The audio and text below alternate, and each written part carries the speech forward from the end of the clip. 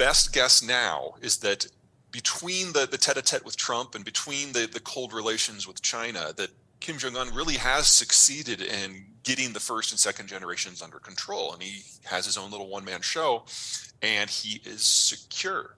And if you'll notice, a lot of the threats have died down in the last couple of years. And my favorite little bit is earlier this year, while the Ukraine war is raging, they started acting up again. And Secretary of State Blinken said, fine, we'll come to North Korea. We'll talk about whatever you want, no preconditions.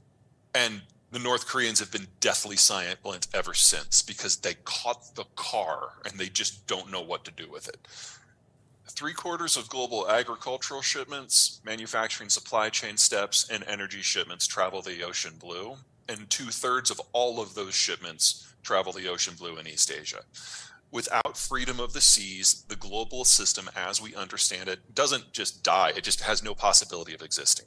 And you are talking then about not just mass famine, but the mass deindustrialization of large portions of the planet, with China being first in line. I like to think I'm a realist.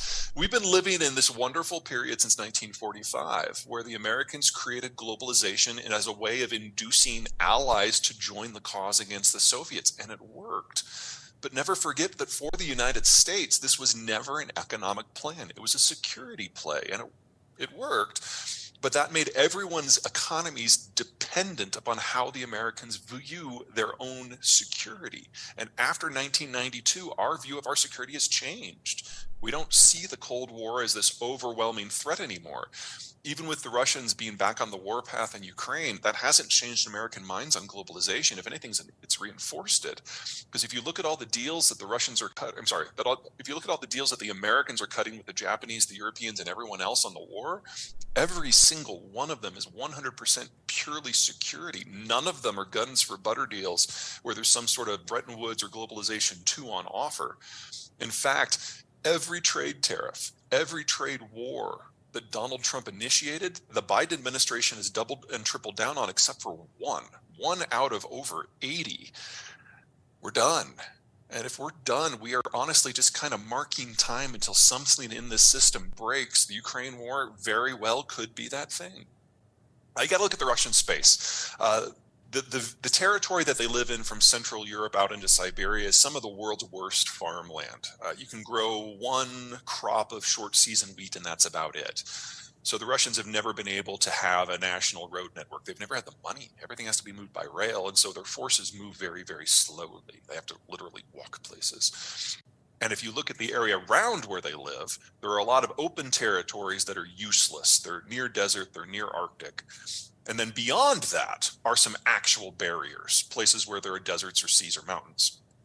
So the Russian strategy going back over 3 centuries has been to advance out of their kind of crappy land, through the really crappy land on their shoulders, and then get to those geographic barriers where you can't run a panzer division through it. And then they forward position those very, very slow moving troops on the access points between those barriers. Unfortunately for Ukraine, they're not in those barriers, but they're on the way to 2 of them. So from the Russian point of view, what's going on in Ukraine is like phase 5 of an 8-part plan. The Russians have done this multiple times in other countries in the former Soviet world since 1992. And if they succeed in Ukraine, they will push on. And the next line of countries that would allow them to actually control those access points include Romania and Poland, both of which are NATO countries. All right, let's start with the straightforward bit. The Russians massively outnumber the Ukrainians, and they have a lot more men to lose, and they have a lot higher tolerance for casualties. So the 2 or 3 to 1 ratio that the Ukrainians have been inflicting on the Russians in terms of casualty ratios is wildly insufficient if the Ukrainians are going to win. They need to achieve a series of mass fatality events that kills at least minimum 500,000 Russian troops in a very short period of time. That is very difficult to do. They also, because of the numbers disconnect, can only win if they win on quality and, above all, mobility. And they haven't been able to do that this winter because it has been freakishly warm in Ukraine all winter. The ground never froze solid. It's still about 40 degrees today on the 1st of February in Kiev. And that means that all of the fields are not frozen solid, they're mud. And the Ukrainians can't maneuver in the mud, so they can't use their superior mobility in order to encircle, cut off, and dice up the Russian troops. This is buying the Russians times to reinforce. They've started a second, what's the word I'm looking for here, mobilization. And by the time we get to May 1, which will be spring and mud season will be over, the Ukrainians will have more troops with more training and better equipment, but the Russians will have thrown an extra 500,000 men into the fight. So we're going to find out very, very soon, certainly before the end of June, which of these battle strategies is going to be more effective. And the numbers absolutely favor the Russians, because remember, unless the Ukrainians can inflict 8-to-1 casualty ratios, they still lose. But if they can pull that off and completely break Russian military power, then it's game on. We will know by mid-June just who's going to win this war. Now, step 2, the impact that this has on all those economic issues you were bringing up. The Russians are a major producer or processor of any number of industrial and agricultural materials that just don't have good substitutes anywhere. On the agricultural front, potash is the most important one. In terms of industry, I'd say chromium and nickel are probably near the top because you can't make steel without them. All of this stuff has been maintained, all this infrastructure has been maintained not by the Russians, but by Westerners who are no longer there. A lot of the industrial infrastructure dates back to the 60s, and we are already seeing industrial accidents that are so big that they can't be seen from orbit. They can be detected from orbit because the explosions are so big.